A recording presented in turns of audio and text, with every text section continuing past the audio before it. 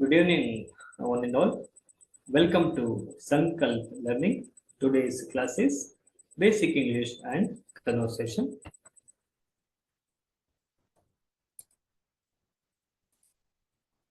In the last session, you learned about parts of speeches, especially noun, pronoun, adjective, verb, adverb, conjunction. Today, we are going to learn about prepositions and interjection. So just understand, preposition means pratyayagalu, shows the relationship between noun or pronoun or words. ಇದು ಏನ್ ಹೇಳುತ್ತೆ? ಪ್ರತ್ಯಯಗಳು ಅಂದ್ರೆ shows the relationship between, ಸಂಬಂಧವನ್ನ ಹೇಳುತ್ತೆ. ಯಾರ ಮಧ್ಯೆ? Noun R pronoun, ನಾಮಪದ ಅಥವಾ ಸರ್ವನಾಮಪದ ಆರ್ ವರ್ಡ್ಸ್, ಕೆಲವೊಂದು ಶಬ್ದಗಳ ನಡುವೆ ಇರುವಂತಹ ಸಂಬಂಧವನ್ನ ತಿಳಿಸುತ್ತೆ. That is called as preposition. Just check one time. Preposition means which shows the relationship between noun or pronoun or words. ಕೆಲವೊಂದು ಶಬ್ದಗಳು ಹಾಗೆ ನಾಮಪದಗಳು ಹಾಗೆ ಸರ್ವನಾಮಪದಗಳ ಮಧ್ಯೆ ಇರುವಂತಹ ಸಂಬಂಧಗಳನ್ನ ತಿಳಿಸುತ್ತೆ. ಅದಕ್ಕೆ ನಾವೆಂತ ಕರಿತೀವಿ? ಪ್ರಿಪೋಸಿಷನ್ಸ್ ಅಂತ ಕರಿತೀವಿ. ಹಾಗೆ today we are going to learn about introduction also. ಭಾವನಾತ್ಮಕ ಪದ which express strong emotions or sudden feelings. ಈ ಎರಡು ಪಾರ್ಟ್ಸ್ ಆಫ್ ಸ್ಪೀಚ್ ಗಳ ಬಗ್ಗೆ ಇಂದು ತಿಳ್ಕೊಳ್ಳೋಣ. Now we'll go for prepositions. Just check one time. Prepositions means are short words. For example, on, in, to, that usually stand in front of nouns. ಅದು ಯಾವ್ದ್ರಲ್ಲಿ ನಿಂತ್ಕೊಂಡಿರುತ್ತೆ? In front of noun, noun ನಂತರ ನಿಂತ್ಕೊಂಡಿರುತ್ತೆ. Say prepositions are words that shows the relationship between noun or pronoun or some other words in the sentence. ಇದು relationship, ಸಂಬಂಧವನ್ನ ಹೇಳುತ್ತೆ. ಯಾವುದರ ಮಧ್ಯೆ ಇರುವಂತಹ ಸಂಬಂಧಗಳು? ನೌನ್ ಆರ್ ಪ್ರನೌನ್, ನಾಮಪದ ಅಥವಾ ಸರ್ವನಾಮಪದ are some other words in the sentence, ಕೆಲವೊಂದು ಶಬ್ದಗಳ ನಡುವೆ ಇರುವಂತಹ ಸಂಬಂಧಗಳನ್ನ ಈ ಪ್ರಿಪೋಸಿಷನ್ಸ್ ತಿಳಿಸುತ್ತೆ. A preposition is usually indicates the temporal, local or logical relationship of its object to the rest of the sentences as in the following examples. Really, ಈ preposition usually indicates, ತೋರಿಸುತ್ತೆ ಏನನ್ನ? ಟೆಂಪೊರಲ್, ತಾತ್ಕಾಲಿಕ, then local, ಸ್ಥಳೀಯ, then logical, ತಾರ್ಕಿಕ. ಅಂದ್ರೆ ಇವುಗಳ ಮಧ್ಯೆ ಇರುವಂತಹ ಸಂಬಂಧವನ್ನ ತಿಳಿಸುತ್ತೆ. ಆಫ್ ಇಟ್ಸ್ ಆಬ್ಜೆಕ್ಟ್, ಇದಕ್ಕೆ ಸಂಬಂಧಪಟ್ಟ ಹಾಗೆ ಆಬ್ಜೆಕ್ಟ್, ವಸ್ತು, to the rest of the sentence as in the following examples. ಈ ಕೆಳಗೆ ಇರುವಂತಹ ಒಂದು ಎಕ್ಸಾಂಪಲ್ ಅನ್ನು ನೋಡಿದ್ರೆ ನಿಮ್ಗೆ ಅರ್ಥ ಆಗುತ್ತೆ. ಇನ್ನೊಂದ್ಸಲ ಹೇಳ್ತೀನಿ, ಕೇಳ್ಕೊಳ್ಳಿ. Prepositions are words that shows the relationship between noun or pronoun or some other words in the sentence. ಇದು ಯಾವ ಏನನ್ನ ಹೇಳುತ್ತೆ? that shows the relationship, ಸಂಬಂಧವನ್ನು ತಿಳಿಸುತ್ತೆ. ಯಾವುದರ ಮಧ್ಯೆ ಇರುವಂತದ್ದು? noun or pronoun, ನಾಮಪದ ಅಥವಾ ಸರ್ವನಾಮಪದ or some other word, ಅಥವಾ ಕೆಲವೊಂದಿಷ್ಟು ಶಬ್ದಗಳ ನಡುವೆ ಇರುವಂತಹ ಸಂಬಂಧವನ್ನ ತಿಳಿಸುತ್ತೆ. ಆ ಪ್ರಿಪೋಸಿಷನ್ ಯೂಶುವಲಿ ಇಂಡಿಕೇಟ್ಸ್, ತೋರಿಸುತ್ತೆ, ದ ಟೆಂಪೊರಲ್ ಅಂದ್ರೆ ತಾತ್ಕಾಲಿಕವಾದಂಥದ್ದು, ಲೋಕಲ್, ಸ್ಥಳೀಯ, ಅಂಡ್ ಲಾಜಿಕಲ್, ತಾರ್ಕಿಕ, ರಿಲೇಶನ್ಶಿಪ್ ಆಫ್ ಇಟ್ಸ್ ಆಬ್ಜೆಕ್ಟ್, ಅದರ ಮುಂದಿರುವಂತಹ ವಸ್ತುವಿನ ನಡುವೆ ಇರುವಂತಹ ಸಂಬಂಧವನ್ನು ಅದು ತಿಳಿಸ್ಕೊಡುತ್ತೆ. To the rest of the sentence as in the following examples. ಈ ಕೆಳಗಡೆ ಇರುವಂತಹ ಎಕ್ಸಾಂಪಲ್ ಅನ್ನು ನೋಡಿದ್ರೆ ನಿಮ್ಗೆ ಅರ್ಥ ಆಗುತ್ತೆ. For example, the puppy is on the floor. ಇಲ್ಲಿರುವಂತಹ ನಾಯಿ ಮರಿ ಇಲ್ಲಿದೆ, on the floor. The puppy is in the trash can. The puppy is beside the phone. ಇಲ್ಲಿ ನೋಡಿಲಿ, the puppy is on the floor. ಯಾವ್ದ್ರ ಮೇಲೆ ಇದೆ ನಾಯಿ ಮರಿ? is on the floor. ನೆಲದ ಮೇಲಿದೆ. The puppy is in the trash can. ಯಾವ್ದ್ರ ಒಳಗಡೆ ಇದೆ? ಟ್ರಾಶ್ ಕ್ಯಾನ್, ಡಸ್ಟ್ಬಿನ್ ಅಥವಾ ಟ್ರಾಶ್ ಕ್ಯಾನ್ ನ ಒಳಗಡೆ ಆ ಪಪ್ಪಿ ಇದೆ. The puppy is beside the phone. ಆ ಫೋನ್ ನ ಪಕ್ಕದಲ್ಲಿ ನಾಯಿ ಮರಿ ಇದೆ. See here, on, in and beside are the preposition. Just check one time. It shows the relationship between noun or pronoun. ಇಲ್ಲಿ ಪಪ್ಪಿ ಅನ್ನೋದು noun ಆಗಿದೆ.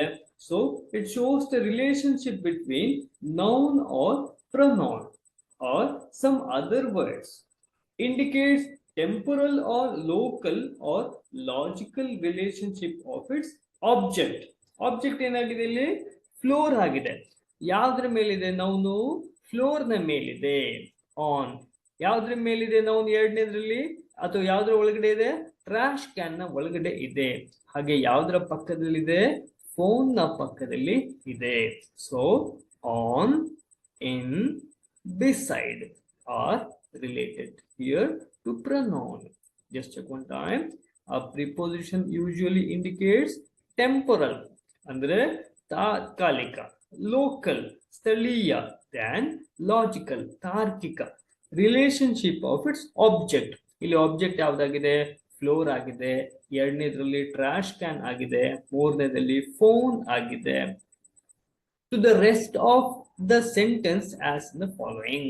ನೋಡಿ ಅಲ್ಲಿ ಏನ್ ತೋರಿಸುತ್ತೆ? ಪಪ್ಪಿ ಯಾವ್ದ್ರ ಮೇಲಿದೆ? ಫ್ಲೋರ್ ನ ಮೇಲಿದೆ. ಪಪ್ಪಿ ಅನ್ನೋದು ನೌನ್ ಆಗಿದೆ.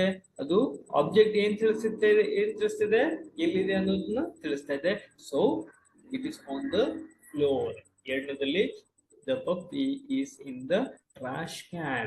Third one is the puppy is beside the phone. So on, in and beside are related to the prepositions. Now we'll go for next one.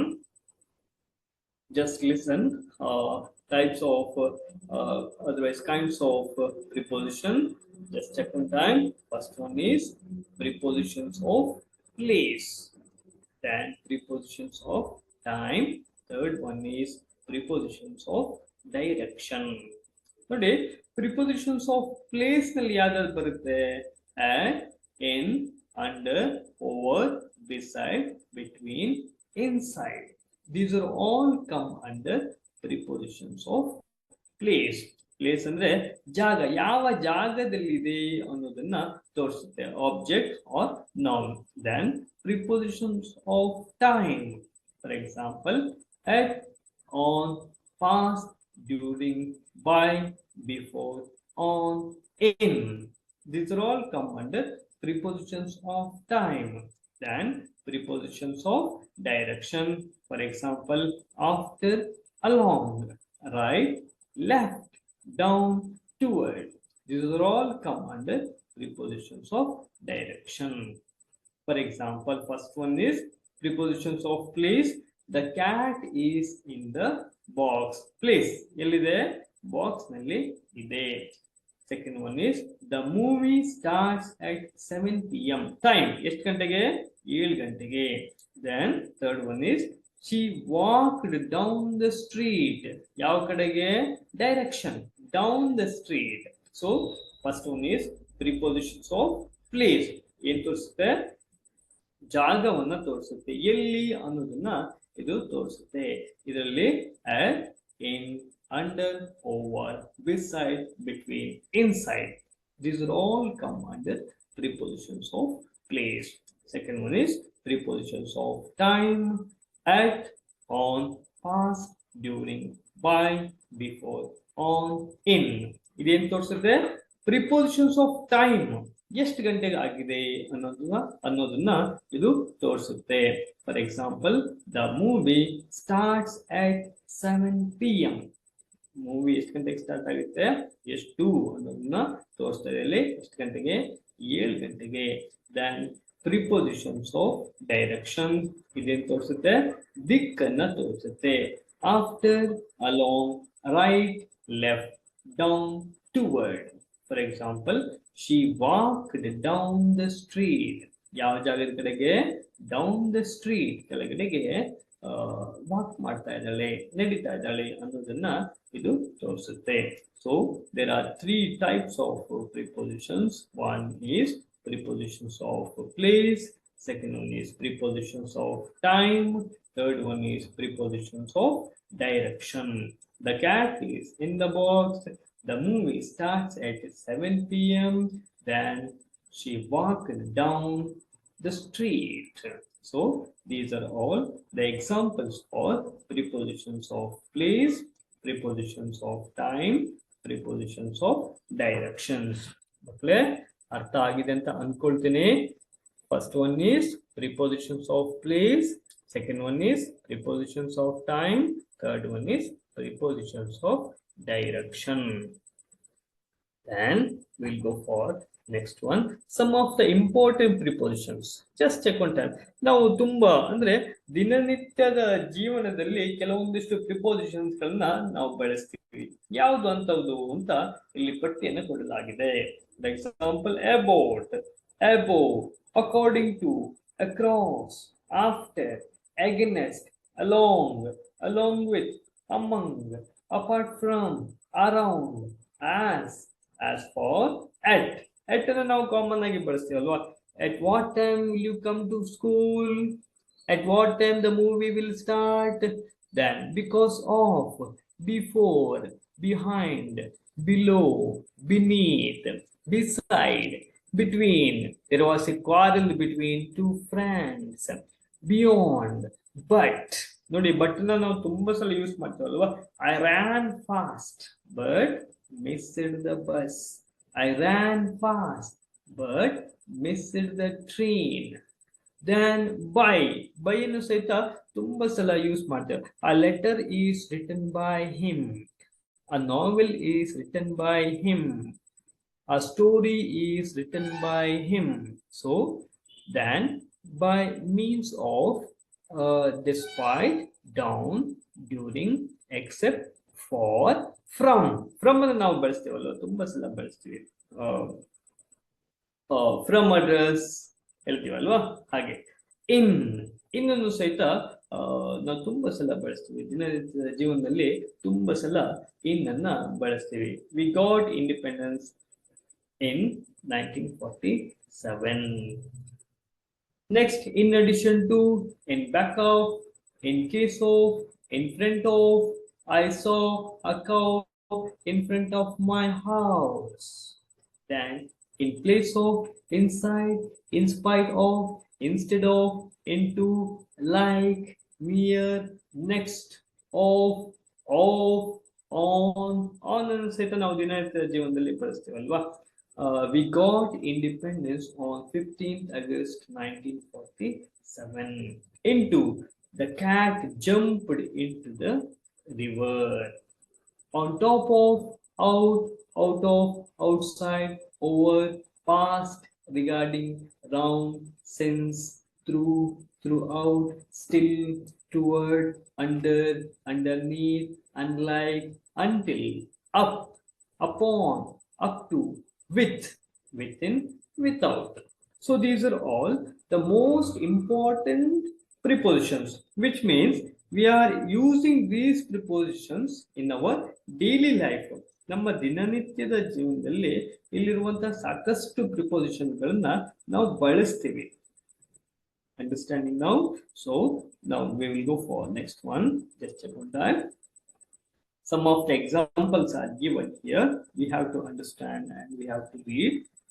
First one, the flower is in the basket. Flower illide basket na olgade ide. The flower is on the table.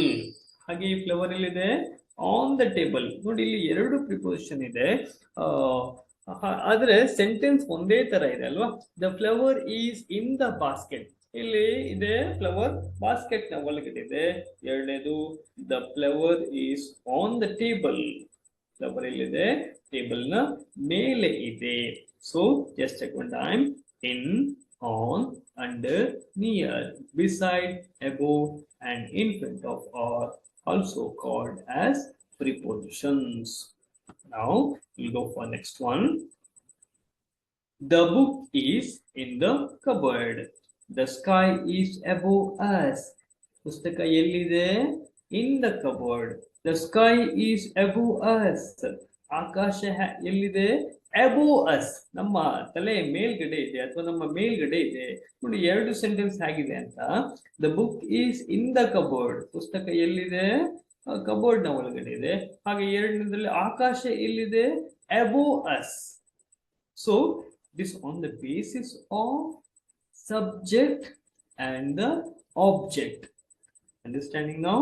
ಇದು ಯಾವುದ್ರ ಮೇಲೆ ನಿಂತಿದೆ ಕೇಳಿದ್ರೆ subject ಅಲ್ಲ, sentence ಅಲ್ಲಿ ಇರುವಂತ subject ಆಕಾಶ ಅಂತ ಬಂದ ತಕ್ಷಣ ಎಲ್ಲಿದೆ? ಕಾಮನ್ ಆಗಿ ನಮ್ಗೆ ಗೊತ್ತಾಗುತ್ತೆ ತಲೆಯ ಮೇಲ್ಗಡೆ, ಹಾಗಾಗಿ ಎಬೋವ್ ಅಂತ ಬಳಸಬೇಕು. ಕಬೋರ್ಡ್ ಅಥವಾ ಪುಸ್ತಕ ಎಲ್ಲಿದೆ? ಆಫ್ ಕೋರ್ಸ್ ಇದು ಕಬೋರ್ಡ್ ನ ಒಳಗಡೆ ಇದೆ.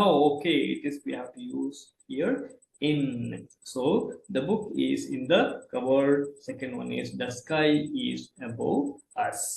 So next one, John stood before the door. The ball is under the chair. Really, John ಎಲ್ಲಿ ನಿಂತ್ಕೊಂಡಿದ್ದಾನೆ? Before the door. Door ನ ಹಿಂದುಗಡೆ ನಿಂತ್ಕೊಂಡಿದ್ದಾನೆ. The ball is under the chair. The ball ಎಲ್ಲಿದೆ? chair ನ ಕೆಳಗಡೆ ಇದೆ. Then we go for next one. My father went to London. ಇಲ್ಲಿ to ಅನ್ನೋದು ಏನಾಗಿದೆ? preposition ಆಗಿದೆ. He was among his friends. ನೋಡಿ ಇಲ್ಲಿ between ಮತ್ತೆ among ಗೆ ತುಂಬಾ ಡಿಫರೆನ್ಸ್ ಇದೆ. Between means only two persons. Among means more than two persons. ನೆನ್ಪಿಟ್ಕೊಳ್ಳಿ, between ಅನ್ನ ಯಾವಾಗ ಬಳಸ್ತೀವಿ? when there is only two persons. ಯಾವಾಗ ಅಲ್ಲಿ ಎರಡೇ ಜನ ಇರ್ತಾರೋ ಆವಾಗ ನಾವೆಂತ ಬರಿತೀವಿ? ಬಿಟ್ವೀನ್ ಅಂತ ಬಳಸ್ತೀವಿ. when there is more than two person, ಎರಡಕ್ಕಿಂತ ಜಾಸ್ತಿ ಜನ ಇದ್ರೆ ನಾವು ಅವಾಗ ಏನ್ ಬಳಸ್ಬೇಕು? among ಅನ್ನ ಬಳಸ್ಬೇಕು. So my father went to London. Second one is he was among his friends. ನೋಡಿ ಇಲ್ಲಿ ನಾವು ತುಂಬಾ ಈಸಿಯಾಗಿ ನೋಡ್ಕೊಳ್ಬಹುದು. ಇಲ್ಲಿ there is a quarrel between two friends. He was among his friends. ಅಲ್ಲಿ ಎರಡು ಜನರ ಮಧ್ಯೆ ಜಗಳ ಆಗ್ತಿದೆ, ಅವನು 10 ಜನಗಳ ಮಧ್ಯೆ ಇದ್ದಾನೆ ಅನ್ನೋದನ್ನ ಡಿಫ್ರೆನ್ಸ್ ನ ಮಾಡ್ಕೊಳ್ಬೇಕು. when there is only two person we have to use between, and when there is only more than two persons we have to use among. This is the difference between and among. Then Rita sat beside Geeta. The dog ran after the thief. ನೋಡಿ ಇಲ್ಲಿ ಎರಡು preposition ಗಳಿವೆ. ಒಂದನೇದು beside, ಎರಡನೇದು after. Then we'll go for kinds of preposition. Preposition ನಲ್ಲಿ ಎಷ್ಟು ತರ ಇದೆ ಅನ್ನೋದನ್ನ ನೋಡೋಣ. Simple prepositions. Prepositions which consist only one word. For example, in, on, at, with, against. These are all considered as simple preposition. ಇಲ್ಲಿ ನೋಡಿ, ಈ preposition ಅಲ್ಲಿ ಕೇವಲ ಒಂದೇ ಒಂದು ವರ್ಡ್ ಇದೆ. ಫಾರ್ ಎಕ್ಸಾಂಪಲ್, in ಒಂದು ಶಬ್ದ ಇದೆ ಅಲ್ವಾ? on ಒಂದಿದೆ. at, with, against. These are all come under simple preposition. Compound means two. Compound prepositions which consist of two or more words. ಇಲ್ಲಿ ಏನಾಗಿದೆ? ಕಂಪೌಂಡ್ ಅಂದ್ರೆ ಒಂದಕ್ಕಿಂತ ಎರಡಕ್ಕಿಂತ ಜಾಸ್ತಿ ವರ್ಡ್ಗಳು ಇರಬಹುದು. ಸೊ ಎರಡು ಶಬ್ದಗಳು ಇರಬಹುದು. ಅದಕ್ಕೆ ನಾವು ಕಂಪೌಂಡ್ ವರ್ಡ್ಸ್ ಅಂತ ಕರಿತೀವಿ. So simple prepositions means consist of only one word. Compound prepositions means which consist of two or more words. For example, in, on, at, with, against. These are all come under simple prepositions. Compound means more than two. That is why instead of two, in the middle of, by the side of. So here first one is only 2, second one is 3, third one is 3. That is why it is called as compound prepositions. Compound prepositions means which consist of 2 or more words. For example, instead of ಇಲ್ಲಿ ಎರಡು ವರ್ಡ್ಗಳಿವೆ, second one is in the middle of, ಇಲ್ಲಿ ಮೂರು ವರ್ಡ್ಗಳಿವೆ, ನಾಲ್ಕನೇದು by the side of, ಇಲ್ಲೂ ಸಹಿತ ಮೂರು ವರ್ಡ್ಗಳಿವೆ. That is why simple means only one, compound means more than two. These are the kinds of prepositions. Next we will go for types of preposition. Preposition ನಲ್ಲಿ ಎಷ್ಟು ವಿಧಗಳಿವೆ ಅನ್ನೋದನ್ನ ನೋಡೋಣ. Prepositions of place, one. Prepositions of time, second one. Prepositions of direction. ಈಗಾಗಲೇ ನಿಮ್ಗೆ ತಿಳಿಸಿದ್ದೇನೆ ಮೊದಲನೇ ಅಥವಾ ಎರಡನೇ ಸ್ಲೈಡ್ ನಲ್ಲಿ there are 3 types of prepositions. ಅಲ್ಲಿ 3 ತರದ ಪ್ರಿಪೋಸಿಷನ್ಸ್ ಗಳಿವೆ. ಒಂದನೇದು ಪ್ರಿಪೋಸಿಷನ್ಸ್ ಆಫ್ ಪ್ಲೇಸ್. ಒಂದು ಅದು ಏನ್ ಹೇಳುತ್ತೆ, ಯಾವ ಜಾಗದಲ್ಲಿ ಸಂಬಂಧಪಟ್ಟಿದೆ ಅನ್ನೋದನ್ನ ಅಥವಾ ಯಾವ ಜಾಗಕ್ಕೆ ಸಂಬಂಧಪಟ್ಟಿದೆ ಅನ್ನೋದನ್ನ ತಿಳಿಸುತ್ತೆ. Second one is prepositions of time, ಯಾವ ಸಮಯಕ್ಕೆ ಸಂಬಂಧಪಟ್ಟಿದೆ.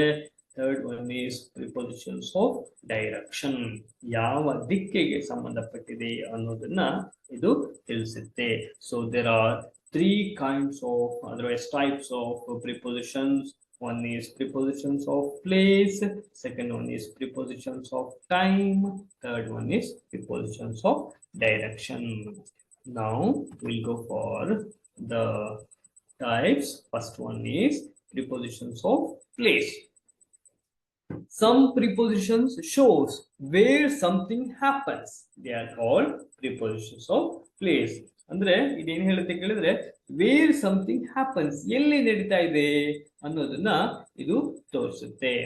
ಎಲ್ಲಿ ಕೆಲಸ ನಡೀತಾ ಇದೆ ಅಥವಾ ಎಲ್ಲಿ ಏನ್ ನಡೀತಾ ಇದೆ, ಎಲ್ಲಿ ಕ್ರಿಯೆ ನಡೀತಾ ಇದೆ ಅನ್ನೋದನ್ನ ಇದು ತೋರಿಸುತ್ತೆ.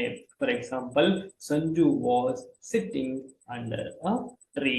ಇಲ್ಲಿ ಏನಾಗಿದೆ, ಸಂಜು ಎಲ್ಲಿ ಕೂತ್ಕೊಂಡಿದ್ದಾನೆ, ಅಂಡರ್ ದ ಟ್ರೀ. ಅಲ್ಲಿ ಅಂಡರ್ ಅನ್ನೋದು ಪ್ಲೇಸ್ ಆಗಿದೆ, ಮರದ ಕೆಳಗಡೆ ಸಂಜು ಕುಳಿತುಕೊಂಡಿದ್ದಾನೆ. There is a wooden floor underneath the carpet. Some crows flew over their house. ಕೆಲವೊಂದು ಕಾಗೆಗಳು ಏನಾಗಿದೆ, ಫ್ಲೂ ಹಾರಿದೆ, ಓವರ್ ದ ಹೌಸ್ ಮನೆಯ ಮೇಲ್ಗಡೆ ಹಾರಿದೆ. John and Sara were hiding inside the wardrobe.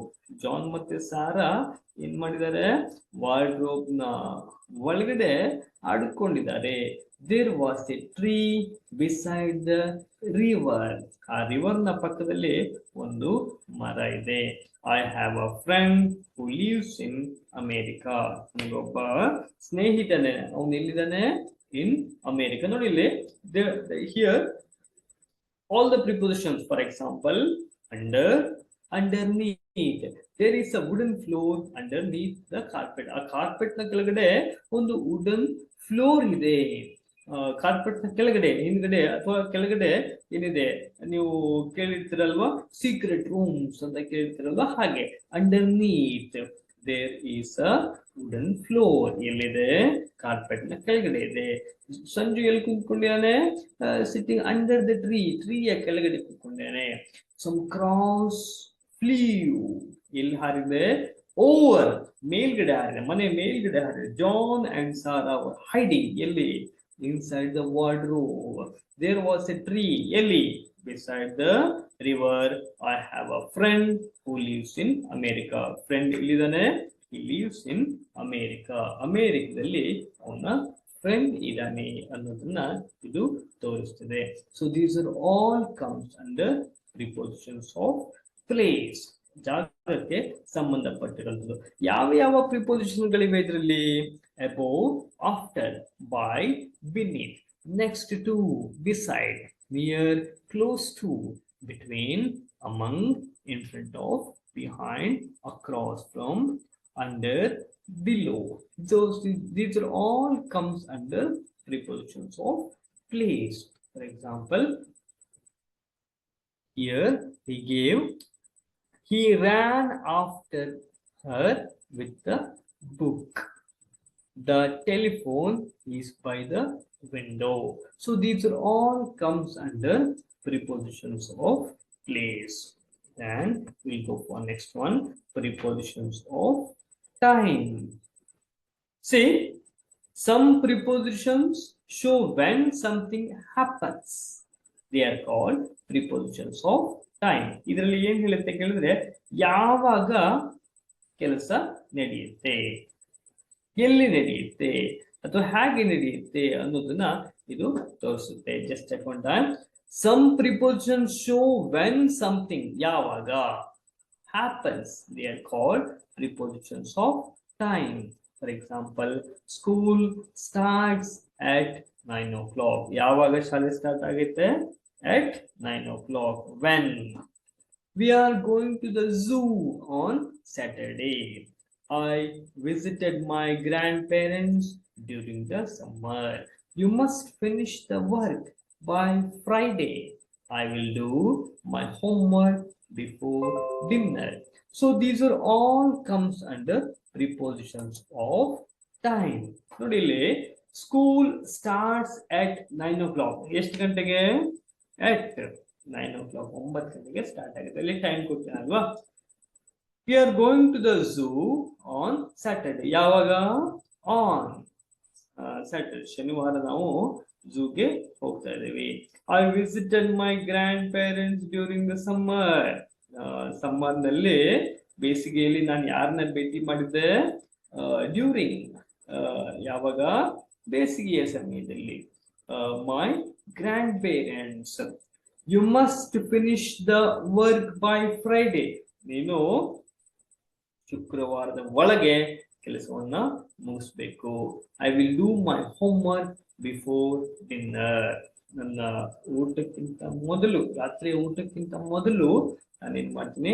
Homework ಅನ್ನ ಮುಗಿಸ್ತೀನಿ ಅಂತ ಹೇಳ್ತಾ ಇದ್ದಾರೆ. Just one time. These are all the sentences will explain prepositions of time.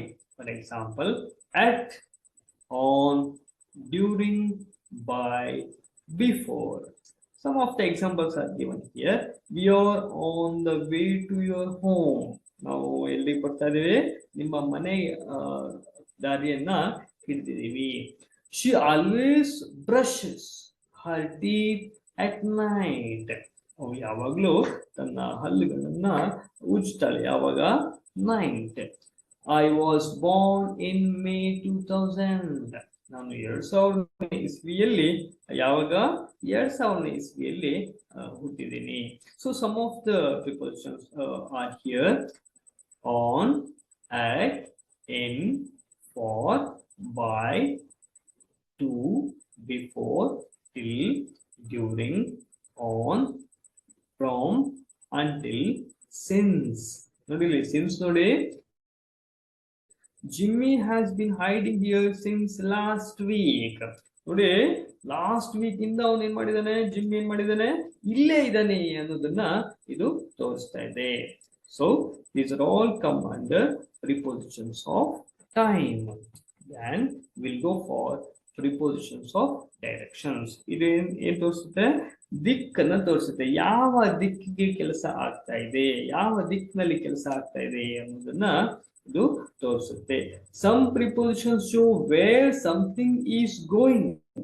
They are called prepositions of directions. ಅಂದ್ರೆ ಯಾವ ಸಮಯದಲ್ಲಿ ಕೆಲಸ ಅಥವಾ ಎಲ್ಲಿ ಕೆಲಸ ಆಗ್ತಿದೆ, ಯಾವ ಡೈರೆಕ್ಷನ್, ಯಾವ ದಿಕ್ಕಿನಲ್ಲಿ ಕೆಲಸ ಆಗ್ತಾ ಇದೆ ಅನ್ನೋದನ್ನ ಇದು ತೋರಿಸುತ್ತೆ. For example, the boys chased after each other. The football rolled down the hill. A man was walking his dog along the river bank. The freeway goes right through the city. We were traveling towards Australia. Just check one time. Prepositions of directions: after, down, along, right, towards.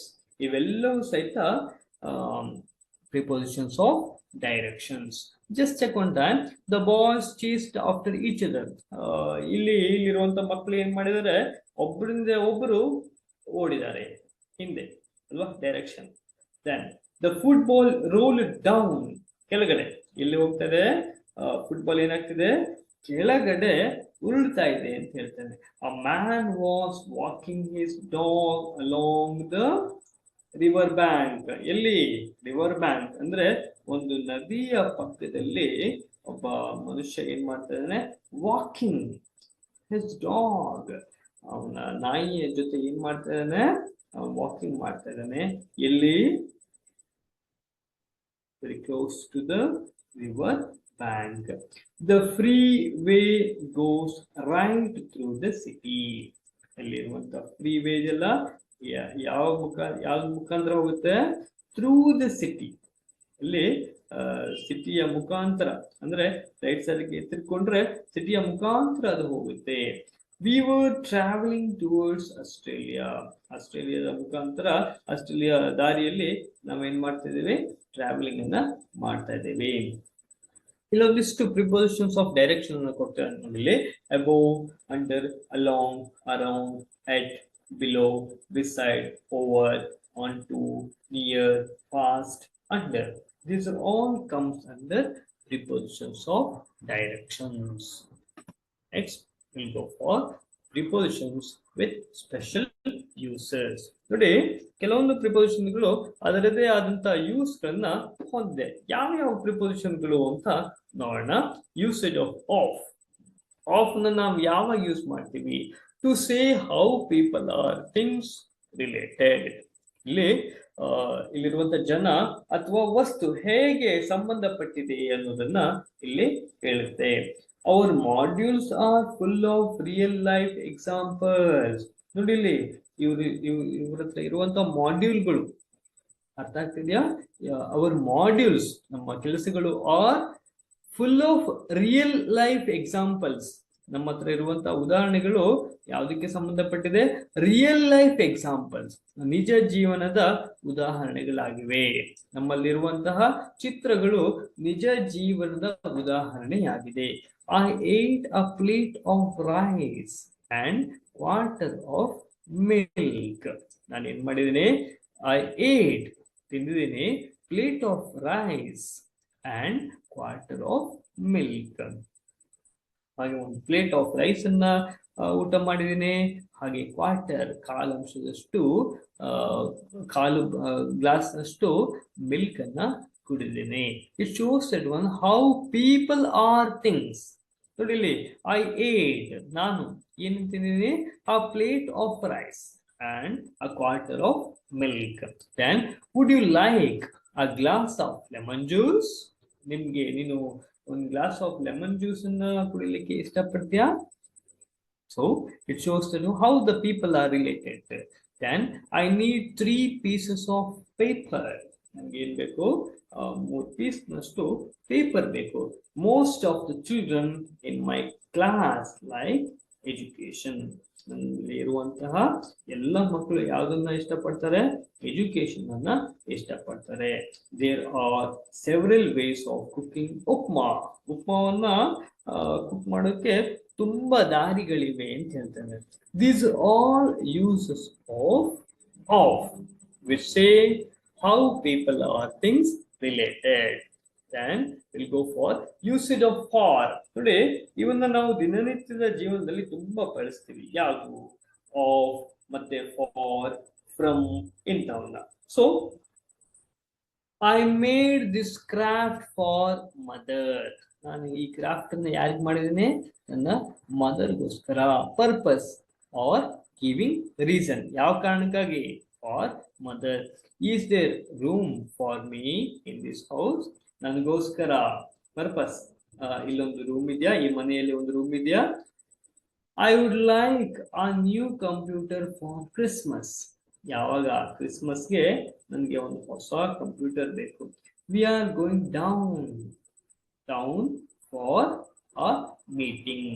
ನಾವು ಟೌನ್ಗೆ ಹೋಗ್ತೀವಿ. ಯಾಕೆ, purpose, ಯಾಕೆ, for meeting. I made this gift for my mother. ನಾನು ಯಾರಿಗೋಸ್ಕರ ಈ gift ಅನ್ನು ಮಾಡಿದ್ದೇನೆ? For my mother. Is there place for me on this seat? ಇಲ್ಲಿರುವಂತಹ ಸೀಟ್ ನಲ್ಲಿ ನನಗೊಂದು ಪ್ಲೇಸ್ ಇದೆಯಾ? ಕಾರಣ ಕೇಳ್ತಾ ಇದ್ದಾನೆ. I would like a new laptop for next year. ನನಗೆ ಒಂದು ಹೊಸ ಲ್ಯಾಪ್ಟಾಪ್ ಬೇಕು. ಯಾವಾಗ? Next year. So these are all come under usage of for which give purpose or reason. Next usage of with. ನಾವು ವಿತ್ ಅನ್ನ ತುಂಬಾ ಸಲ use ಮಾಡ್ತೀವಿ. ಯಾವಾಗ ಯೂಸ್ ಮಾಡ್ತೀವಿ? To say the people or things are together. ಇಲ್ಲಿರುವಂತಹ ಜನರು ತುಂಬಾ ಹತ್ರ ಇದ್ದಾರೆ ಅಂತ. ಅವ್ರು ಇಲ್ಲದೆ ಇದ್ರೆ ಸಾಧ್ಯವೇ ಇಲ್ಲ, ಜೊತೆಗೆ ಇದು ಇರಲೇಬೇಕು. ಹಾಗಾಗಿ ಆ ಸಮಯದಲ್ಲಿ ನಾವು ವಿತ್ ಅನ್ನು ಯೂಸ್ ಮಾಡಿ. ವಿತ್ ಅಂದ್ರೆ ಜೊತೆ ಅಂತ ಅರ್ಥ. Mix the flour. ಯಾವ್ದ್ರ ಜೊತೆ? With water. She painted the picture. ಯಾವ್ದ್ರ ಜೊತೆಗೆ ಪಿಕ್ಚರ್ ಅನ್ನು ಬರೀತಾಳೆ? With her new paints. ಅವಳ ಹತ್ರ ಇರುವಂತಹ ಹೊಸ ಬಣ್ಣಗಳಿಂದ ಅವಳು ಏನನ್ನ ಮಾಡ್ತಾಳೆ? ಪಿಕ್ಚರ್ ಅನ್ನ ಬರೀತಾಳೆ, ಪೇಂಟ್ ಅನ್ನ ಮಾಡ್ತಾಳೆ. Would you like to come with? ನಮ್ ಜೊತೆಗೆ. To us to the cinema. ಸಿನಿಮಾಗೆ ನಮ್ ಜೊತೆ ಬರ್ತೀಯಾ? So with. I can do difficult problems with help of my mom. ನನ್ನ ಅಮ್ಮನ ಸಹಾಯದಿಂದ. ಅಮ್ಮನ ಜೊತೆ ನಾನು ಹೆಲ್ಪ್ ಅನ್ನು ತಗೊಂಡು ನಾನು ಏನ್ ಮಾಡ್ತೀನಿ? I can do the difficult problems. Who is the man with the beard? ನಿನ್ನ ಜೊತೆಗಿರುವಂತಹ ಮನುಷ್ಯ ಯಾರು? ಜೊತೆ ಅಂತ ಬಂದಿದೆ ಅಲ್ವಾ? So usage of with to say that people or things are together. ಇಲ್ಲಿರುವಂತಹ ಜನ ತುಂಬಾ ಹತ್ರ ಇದ್ದಾರೆ ಅನ್ನೋದನ್ನ ಇದು ತೋರಿಸುತ್ತೆ. And we'll go for usage of except and instead of. I like all kinds of food except upma. ನೋಡಿ, ಇಲ್ಲಿ ಎಕ್ಸೆಪ್ಟ್ ಅಂದ್ರೆ ಹೊರತಾಗಿ, ಇನ್ಸ್ಟೆಡ್ ಅಂದ್ರೆ ಬದಲಾಗಿ ಅಂತ ಅರ್ಥ. ನೋಡಿ, ಇಲ್ಲಿ ಜಸ್ಟ್ ಚೆಕ್ ಉಂಟ. ಫಸ್ಟ್ ಒನ್ ಈಸ್ ಹೊರತಾಗಿ, ಎಕ್ಸೆಪ್ಟ್. ಎರಡನೇದು ಬದಲಾಗಿ. ಚೆಕ್ ಉಂಟ. I like all kinds of food except upma. ಯಾವ್ದನ್ನ ಹೊರತಾಗಿ ನಾನು ಎಲ್ಲವನ್ನ ಇಷ್ಟಪಡ್ತೀನಿ? ಉಪ್ಪಿಟ್ಟಿನ ಬದಲಾಗಿ ಅಥವಾ ಉಪ್ಪಿಟ್ಟಿನ ಹೊರತಾಗಿ ನಾನು ಬೇರೆ ಎಲ್ಲ ತಿಂಡಿಗಳನ್ನ ಇಷ್ಟಪಡ್ತೀನಿ. Everyone likes chocolate except Tom. ಟಾಮ್ನ ಹೊರತಾಗಿ ಉಳಿದವರು ಎಲ್ಲರೂ ಸಹಿತ ಚಾಕ್ಲೇಟ್ ಅನ್ನ ಇಷ್ಟಪಡ್ತಾರೆ. We go to school every day except Saturday and Sunday. Saturday, ಶನಿವಾರ ಮತ್ತೆ ಭಾನುವಾರದ ಹೊರತಾಗಿ ನಾವು ಪ್ರತಿದಿನ ಶಾಲೆಗೆ ಹೋಗ್ತೀವಿ. You should eat fruit instead of candy. ನೀವು ಕ್ಯಾಂಡಿಯ ಬದಲಾಗಿ ಏನ್ ಮಾಡಬೇಕು? ಫ್ರೂಟ್, ಹಣ್ಣುಗಳನ್ನ ತಿನ್ಬೇಕು. ನೋಡಿ, ಮೊದಲನೇದು ಬದಲಾಗಿ, ಎರಡನೇದು ಹೊರತಾಗಿ. ಅಥವಾ ಮೊದಲನೇದು ಹೊರತಾಗಿ, ಎರಡನೇದು ಬದಲಾಗಿ. ನೋಡಿ, ಎಕ್ಸೆಪ್ಟ್ ಅಂದ್ರೆ ಹೊರತಾಗಿ, ಇನ್ಸ್ಟೆಡ್ ಆಫ್ ಅಂದ್ರೆ ಬದಲಾಗಿ. ಯು ಶುಡ್ ಈಟ್ ಫ್ರೂಟ್ ಬದಲಾಗಿ ಕ್ಯಾಂಡಿ. ಕ್ಯಾಂಡಿಯ ಬದಲಾಗಿ ನೀನು ಏನನ್ನ ತಿನ್ಬೇಕು? ಹಣ್ಣುಗಳನ್ನ ತಿನ್ಬೇಕು. Dad is coming to the theatre with us instead of mom. ಅಮ್ಮನ ಬದಲಾಗಿ ಯಾರು ಬರ್ತಾ ಇದ್ದಾರೆ? ಅಪ್ಪ ಬರ್ತಾ ಇದ್ದಾರೆ. ಎಲ್ಲಿಗೆ? ಥಿಯೇಟರ್ಗೆ. We could watch TV instead of reading our books. ನಮ್ಮ ಪುಸ್ತಕದ ಬದಲಾಗಿ ನಾವೇನನ್ನು ನೋಡ್ಬೋದು? ಟಿವಿಯನ್ನ ನೋಡ್ಬೋದು ಅಂತ ಹೇಳ್ತಾ ಇದ್ದಾರೆ. First one is I like all kinds of food except upma. ಉಪ್ಮಾನ ಹೊರತಾಗಿ ನಾವು ಬೇರೆ ಎಲ್ಲ ತಿಂಡಿಗಳನ್ನ ತಿಂತೀನಿ. ಎರಡನೇದು, you should eat fruit instead of candy. ನಾನು ಏನ್ ಮಾಡ್ತೀನಿ? ಕ್ಯಾಂಡಿಯ ಬದಲಾಗಿ ಹಣ್ಣನ್ನ ತಿಂತೀನಿ ಅಥವಾ ತಿನ್ಬಹುದು ಅನ್ನೋದನ್ನ ಹೇಳ್ತಾ ಇದ್ದಾರೆ. This is usage of except and instead of. Then we go for usage of like, as and then. Like ಮತ್ತೆ ಆಸ್ ಮತ್ತೆ ದೆನ್ ಅನ್ನ ಯಾವಾಗ ಯೂಸ್ ಮಾಡ್ತೀವಿ? Rani looks like her dad. ಅವಳು ರಾಣಿ ಯಾವ ತರ ಕಾಣಿಸ್ತಾ ಇದ್ದಾಳೆ? ಅವಳ ತಂದೆಯ ತರ ಕಾಣಿಸ್ತಾ ಇದ್ದಾಳೆ. Are these shoes the same as those? ಇಲ್ಲಿರುವಂತಹ ಶೂಸ್ ಇನ್ನ ಹಳೆ ಶೂಸ್ ತರನೇ ಇದೆಯಾ ಅಂತ ಕೇಳ್ತೇನೆ.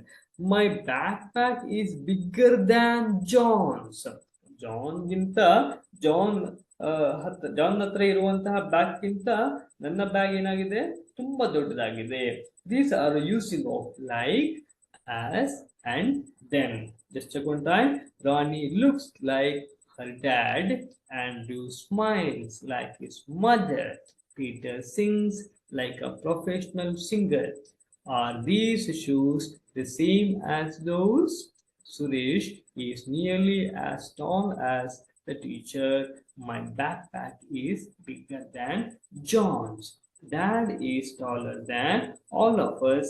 This painting is more beautiful than that one. The neighborhood streets are less busy than down streets. Just check one time. These are all the using of like, as, and then. Then we'll go for prepositions with adjective or verb. Just check one time. Prepositions are used with some adjectives. The adjectives in these examples are printed in color. Just check one time. ಇಲ್ಲಿ preposition ಏನಾಗುತ್ತೆ, adjectives ಅಥವಾ verb ನ ಜೊತೆಗೆ use ಮಾಡಬಹುದು. For example, dad was angry with us. ಅಲ್ಲಿ preposition ಯಾವುದು, with ಅನ್ನೋದು preposition ಆಗಿದೆ. ಹಾಗೆ ಅಡ್ಜೆಕ್ಟಿವ್ ಏನಾಗಿದೆ, ಆಂಗ್ರಿ ಆಗಿದೆ. We were afraid of the big dog. ಇಲ್ಲಿ ಆಫ್ ಅನ್ನೋದು ಪ್ರಿಪೋಸಿಷನ್ ಆಗಿದೆ. ಹಾಗೆ ಅಫ್ರೈಡ್ ಅನ್ನೋದು ಅಡ್ಜೆಕ್ಟಿವ್ ಆಗಿದೆ. She is not very interested in sports. John is very good at drawing. Mr. Lee is pleased with our work. The teachers are always kind to us. What's wrong with the computer? So here, angry is adjective. We use it with adjective, that is preposition. Hage with, angry with, afraid of, interested in, good at, pleased with, kind to, wrong with. These are all comes under prepositions with adjective. Then preposition used with some verbs. The verbs in these examples are printed in color. Let's check one time. I am looking. ಅಲ್ಲಿ looking ಅನ್ನೋದು ಏನಾಗಿದೆ, verb ಆಗಿದೆ. ಹಾಗೆ preposition ಯಾವ್ದಾಗಿದೆ, that is for. Then just check one time. Can you think of another word for pleased? ಅಲ್ಲಿ think of, think ಅನ್ನೋದು ಏನಾಗಿದೆ, verb ಆಗಿದೆ. of ಅನ್ನೋದು ಏನಾಗಿದೆ, just preposition. Does this book belong to you? ಅಲ್ಲಿ to ಅನ್ನೋದು ಏನಾಗಿದೆ, preposition ಆಗಿದೆ. belong ಅನ್ನೋದು ಏನಾಗಿದೆ, verb ಆಗಿದೆ. We are listening to CDs. Then I agree with you. Tell me about the show you saw. Cut the cake into 5 pieces. They borrowed money from the bank. So these are all comes under prepositions with some verbs. And we'll go for prepositions used with some nouns. ನೋಡಿ, ಇಲ್ಲಿ noun ಜೊತೆಗೆ ಸಹಿತ ನಾವು preposition ಅನ್ನ use ಮಾಡಬಹುದು. What is the answer to this question? ಈ ಪ್ರಶ್ನೆಗೆ ಉತ್ತರ ಯಾವುದು? Then is there a reason for this delay? ಇದಕ್ಕೆ ಕಾರಣ ಇರಬಹುದಾ? ನೀನ್ ಯಾಕೆ ತಡ ಅನ್ನೋದಕ್ಕೆ ಕಾರಣ ಇದೆಯಾ? What is the matter with you? ಏನಾಯ್ತು ನಿನಗೆ, ಏನ್ ಸಮಸ್ಯೆ ಆಗಿದೆ ಅನ್ನೋದನ್ನ ಕೇಳ್ಬೋದು. Here is an example of good behaviour. Congratulations on winning the competition. Traffic can cause damage to the environment. ಇಲ್ಲಿ ಫಸ್ಟ್ ನೌನ್ ಯಾವ್ದಿದೆ, ಆನ್ಸರ್. ಅದ್ರ ಜೊತೆಗೆ ಯಾವ ಪ್ರಿಪೋಸಿಷನ್ ಇದೆ, ಟು. ಎರಡನೇದು ರೀಸನ್ ಇದೆ, ಜೊತೆಗೆ for. Matter with you. Example of congratulations on, damage to. These are all comes under prepositions of noun. Then we will go for interjection. Just check one time. Interjection means which express sudden feeling. ಇದೇನ್ ತೋರಿಸುತ್ತೆ, ಒಬ್ಬ ಮನುಷ್ಯನ sudden feeling, ಭಾವನಾತ್ಮಕ ಕ್ರಿಯೆಯನ್ನ ಇದು ತೋರಿಸುತ್ತೆ, ಭಾವನಾತ್ಮಕತೆಯನ್ನ ತೋರಿಸುತ್ತೆ. ಇದರಲ್ಲಿ ಏನೇನ್ ಬರುತ್ತೆ? ಎಕ್ಸ್ಪ್ರೆಸಿಂಗ್ ಪೇನ್, ಒಬ್ಬ ಮನುಷ್ಯನಿಗೆ ತುಂಬಾ ನೋವಾಗಿದೆ, ouch. Expressing surprise, ಯಾವುದೋ ಒಂದು ಹೊಸ ವಿಷಯದ ಬಗ್ಗೆ ತುಂಬಾ ಎಕ್ಸೈಟ್ ಆಗ್ತಾನೆ, ಆಶ್ಚರ್ಯವನ್ನು ಸೂಚಿಸ್ತಾನೆ. ಸೊ ಓ ಎಕ್ಸ್ಪ್ರೆಸಿಂಗ್ ಜಾಯ್, ಸಂತೋಷವನ್ನು ಎಕ್ಸ್ಪ್ರೆಸ್ ಮಾಡ್ತಾನೆ. ಏಯ್ ಎಕ್ಸ್ಪ್ರೆಸಿಂಗ್ ಸ್ಯಾಡ್ನೆಸ್, ತುಂಬಾ ದುಃಖವನ್ನ ಎಕ್ಸ್ಪ್ರೆಸ್ ಮಾಡ್ತಾನೆ. ಅಲಾಸ್ ಎಕ್ಸ್ಪ್ರೆಸಿಂಗ್ ಅಟೆನ್ಷನ್, ಏಯ್ ಅಥವಾ ಯಾವುದೋ ಒಂದು ವಿಷಯದ ಬಗ್ಗೆ ಕಾನ್ಸಂಟ್ರೇಷನ್ ಮಾಡ್ತಾನೆ, ಅದಕ್ಕೆ ಹೇ ಅಂತ ಯೂಸ್ ಮಾಡ್ತಾನೆ. ಎಕ್ಸ್ಪ್ರೆಸಿಂಗ್ ಅನ್ಸರ್ಟನಿಟಿ, ಯಾವುದೋ ಒಂದು ಅನಿಶ್ಚಿತತೆಯನ್ನ ಯೂಸ್ ಮಾಡ್ತಾನೆ. ಎಕ್ಸ್ಪ್ರೆಸಿಂಗ್ ಅಗ್ರಿಮೆಂಟ್, ಆಯ್ತು ಎಲ್ಲದಕ್ಕೂ okay. So yes, no, okay. So these are all comes under interjection. Interjection means which express sudden feeling, ತತ್ಕ್ಷಣದ ಅನುಭವವನ್ನ ಅವನು ಹೇಳ್ತಾನೆ. ಇದಕ್ಕೆ ನಾವೆಂತ ಕರಿತೀವಿ? ಇಂಟರ್ಜೆಕ್ಷನ್ ಅಂತ ಕರಿತೀವಿ. Just check one time. Interjection is a word that expresses emotion. An interjection offers starts a sentence, but it can be contained within a sentence or can stand alone. Some interjections are oh, hooray, hooray, eh. These are all comes under interjection. Just check on that. Interjections typically indicate strong feeling or excitement. ಏನು ಹೇಳ್ತಿದ್ದು?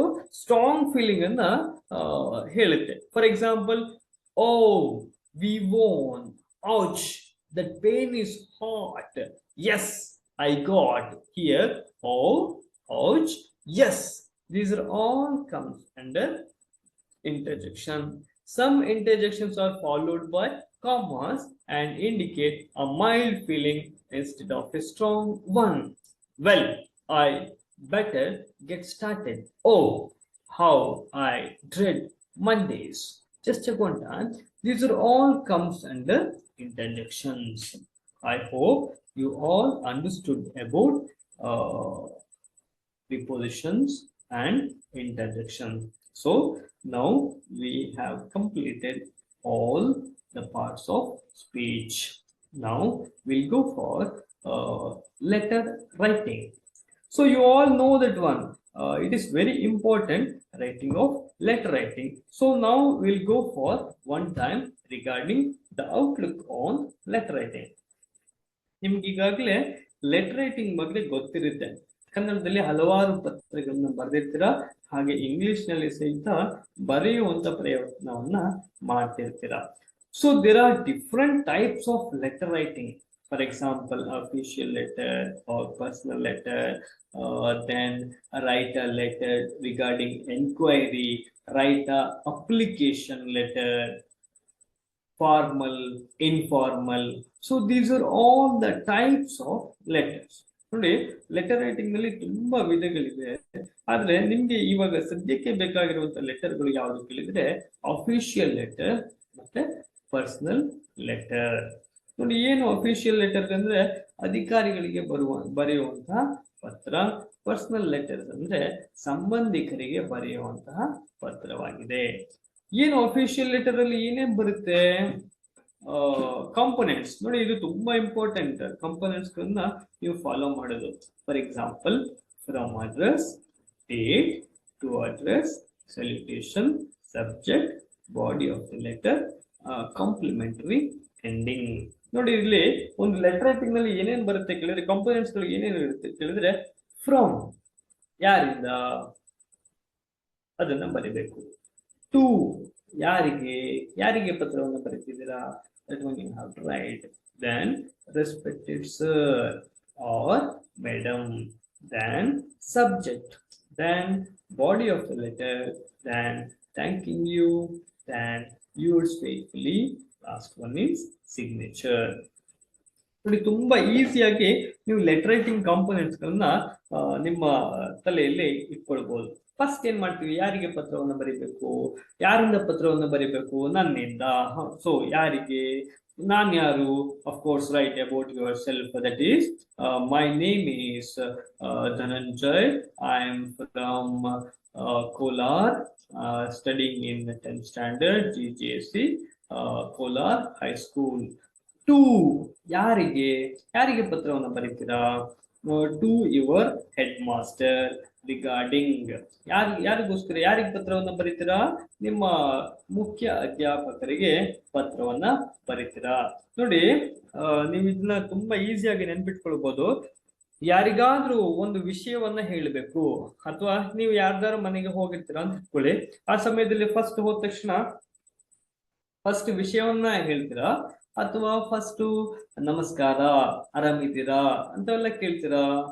S, of course, first you have to ask how are you, then you will go for why I came here. ಇಲ್ಲೂ ಸಹಿತ ಹಾಗೆ, first you have to write your name, then you have to go for to address, ಯಾರಿಗೆ ಪತ್ರವನ್ನ ಬರಿತಾ ಇದ್ದೀರಾ.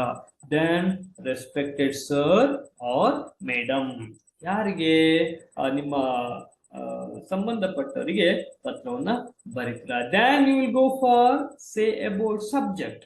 Subject ಅಲ್ಲಿ ಯಾವ ವಿಷಯವಾಗಿ ನೀವು ಪತ್ರವನ್ನು ಬರೀತಿದ್ದೀರಾ ಅದನ್ನ ಒಂದ್ ಲೈನ್ ಅಲ್ಲಿ ಬರೀತೀರಾ. Then you will go for body of the letter. ಸವಿಸ್ತಾರವಾಗಿ ನಿಮ್ಮ ವಿಷಯವನ್ನ ನೀವು ಮಂಡಿಸ್ತೀರಾ. ದೆನ್ ವಂದನೆಗಳೊಂದಿಗೆ ಥ್ಯಾಂಕಿಂಗ್ ಯು, ಯುವರ್ಸ್ ಇಂತಿ ನಿಮ್ಮಯ, signature, that is your sign. So these are all the components of letter. First you have to write from address, then you have to write a date, then go for to address, then go for salutation, that is respected sir or madam, then go for subject, ನೀವು ಯಾವ ವಿಷಯದ ಬಗ್ಗೆ ಬರೀತಾ ಇದ್ದೀರಾ.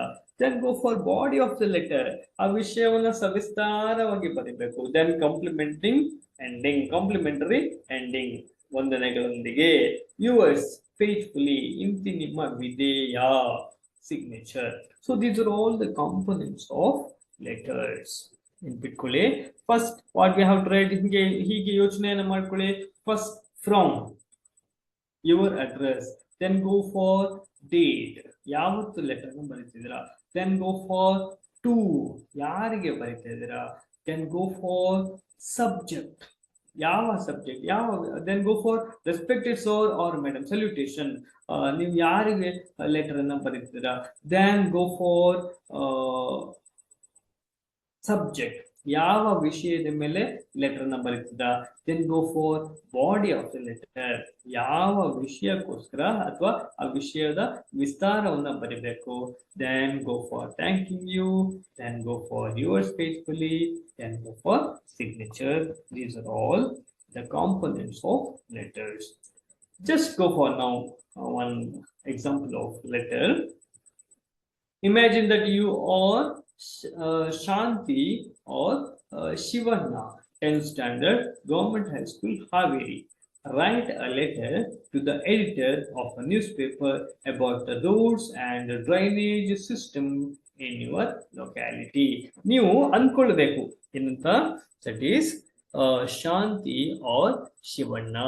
ನಿಮ್ಮ ಹೆಸರು ಶಾಂತಿ ಅಥವಾ ಶಿವಣ್ಣ ಅನ್ನುವಂತಹ ನೇಮನ್ನು ಇಟ್ಕೊಂಡು ಯಾವ ಊರು ನಿಮ್ದು? ಹಾವೇರಿ. ಯಾರಿಗೆ ಪತ್ರವನ್ನು ಬರೀಬೇಕು? To the editor of a newspaper. ಒಂದು ನ್ಯೂಸ್ ಪೇಪರ್ನ ಎಡಿಟರ್, ಬರಹಗಾರರಿಗೆ, ಪತ್ರಕರ್ತರಿಗೆ ಒಂದು ಪತ್ರವನ್ನ ಬರೀಬೇಕು. ಯಾವ್ದ್ರ ಬಗ್ಗೆ? About the roads and drainage system. ನಿಮ್ಮ ಊರಿನಲ್ಲಿರುವಂತಹ, ನಿಮ್ಮ ವಿಲೇಜ್ ನಲ್ಲಿರುವಂತಹ ರಸ್ತೆ ಹಾಗೂ ಡ್ರೈನೇಜ್ ಸಿಸ್ಟಮ್, ರಸ್ತೆಗೆ ಸಂಬಂಧಪಟ್ಟ ಹಾಗೆ ಚರಂಡಿ ವ್ಯವಸ್ಥೆ ಹೇಗಿದೆ ಅನ್ನೋದನ್ನ ನೀವು ಬರಿಬೇಕು. First we have to understand the components of the letter. First from ಆದ್ಮೇಲೆ ಏನ್ ಬರೀಬೇಕು? ಅಲ್ಲಿ ಕಾಮವನ್ನ ಹಾಕ್ಬೇಕು. Then go for writing of your name.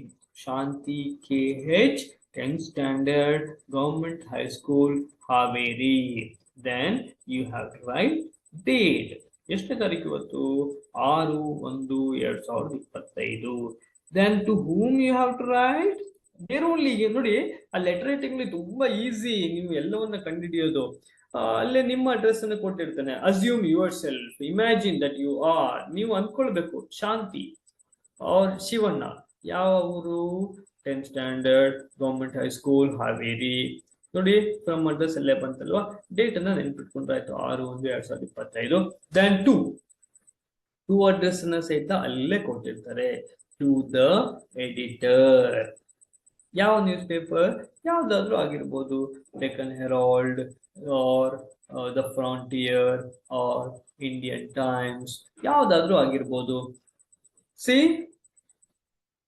ಯಾವ ಎಲ್ಲಿರ್ತಾರೆ ಅವರು, ಬೆಂಗಳೂರು, ಇನ್ನು ಬೆಂಗಳೂರಿನಲ್ಲಿ ಇರ್ತಾರೆ. ನೋಡಿ ಇದು ತುಂಬಾ ಇಂಪಾರ್ಟೆಂಟ್. ಯಾವಾಗ್ಲೂ ಸಹಿತ ನೀವು ಅಫಿಷಿಯಲ್ ಲೆಟರ್ ಬರಿಬೇಕಾದ್ರೆ ಅಲ್ಲಿ ದ ಅನ್ನ ಹಾಕ್ಲೇಬೇಕು.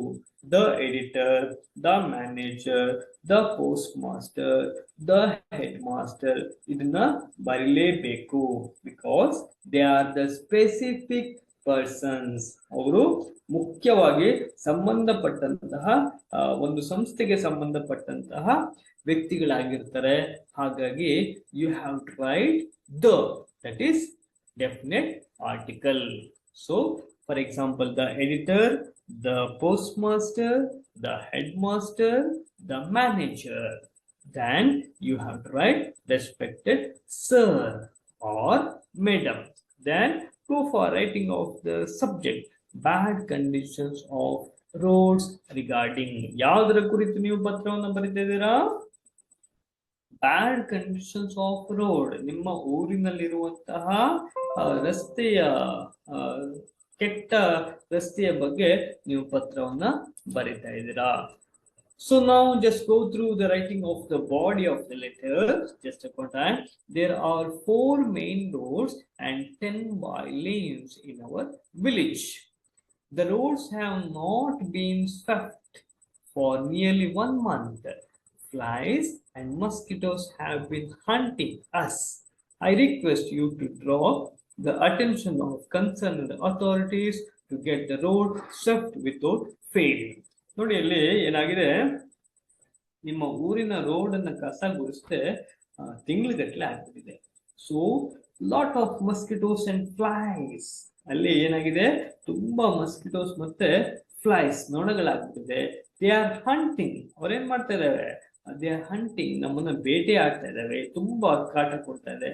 ಹಾಗಾಗಿ ನಮ್ಗೆ ಏನಾದ್ರು ವ್ಯವಸ್ಥೆಯನ್ನ ಮಾಡ್ಕೊಳ್ಬೇಕು. ಏನ್ ಮಾಡ್ಬೇಕು, ಫಸ್ಟ್ ನೀವು ಆದಷ್ಟು ಬೇಗ ಸ್ವೆಪ್ಟ್ ಅದನ್ನ ಕ್ಲೀನ್ ಮಾಡಬೇಕು. So please go through the concern authorities, ಇದಕ್ಕೆ ಸಂಬಂಧಪಟ್ಟಂತಹ ಅಥಾರಿಟಿಗಳಿಗೆ, ಅಧಿಕಾರಿಗಳಿಗೆ ನೀವು ತಿಳಿಸುವಂತ ವ್ಯವಸ್ಥೆಯನ್ನ ಮಾಡಬೇಕು ಅನ್ನುವಂಥದ್ದನ್ನ ನ್ಯೂಸ್ ಪೇಪರ್ ನ ಮುಖಾಂತರ ನೀವು ತಿಳಿಸ್ಬೇಕಾಗುತ್ತೆ. So these are all comes under body of the letter. Finally you have to write thanking you, then go for yours faithfully, finally your signature. These all comes under official letter. Then we'll go for personal letter. See, there are difference between official letter and personal letter. Official letter ಮತ್ತೆ personal letter ಮೇಲೆ ಸ್ವಲ್ಪ difference ಇದೆ. Steps of personal letter. Personal letter ಅಲ್ಲಿ ಏನೇನು steps ಇರುತ್ತೆ, from address of a writer, then go for date. ನೋಡಿ next ಏನಿಲ್ಲಿ salutation, ಯಾರಿಗೆ ಪತ್ರವನ್ನು ಬರೀತಿದ್ರ, ಅಲ್ಲಿ ಟು ಅಡ್ರೆಸ್ ಇಲ್ಲಿ ಹೋಗುತ್ತೆ, ಕೆಳಗಡೆ ಹೋಗುತ್ತೆ, ಗೊತ್ತಾಗ್ತದೆ ಅಲ್ವಾ? ಅಲ್ಲಿ ಚಿತ್ರದಲ್ಲಿ ಇದೆ ನೋಡಿ, ಟು ಅಡ್ರೆಸ್ ಇದೆ, ಕೆಳಗಡೆ ಇದೆ ಅಲ್ವಾ? So first you have to go for your address, ನಿಮ್ಮ ಅಡ್ರೆಸ್ ನ ಬರೀಬೇಕು. Then go for date, then salutation. ನೋಡಿ ನಂತರ ಏನ್ ಬರೀತೀರಾ, ಸಲ್ಯೂಟೇಷನ್ ಅನ್ನ ಬರೀತೀರಾ. ಡಿಯರ್ ಫಾದರ್, ಮದರ್, ಫ್ರೆಂಡ್ ಅನ್ನೋದನ್ನ ಬರೀತೀರಾ. Then go for body of the letter. ಇಲ್ಲಿ ವಿಷಯ ಏನಿರೋದಿಲ್ಲ, ವಿಷಯ ಅಲ್ಲಿ ಬಾಡಿ ಆಫ್ ಲೆಟರ್ ಮೇಲೆ ಬಂದ್ಬಿಡುತ್ತೆ. ಇಲ್ಲಿ ಸಬ್ಜೆಕ್ಟ್ ಅಂತ ಹೊಸದಾಗಿ ನೀವು ಸೇರಿಸುವಂತ ಅವಶ್ಯಕತೆ ಇರೋದಿಲ್ಲ. Then complimentary ending to address.